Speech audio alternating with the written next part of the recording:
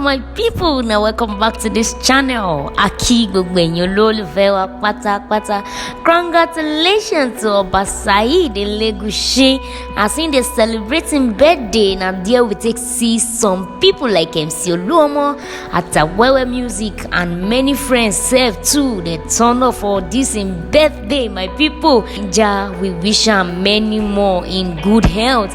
My people, make we watch am and also make we rejoice with Oba Saheed Elegushi. Make we watch, my people.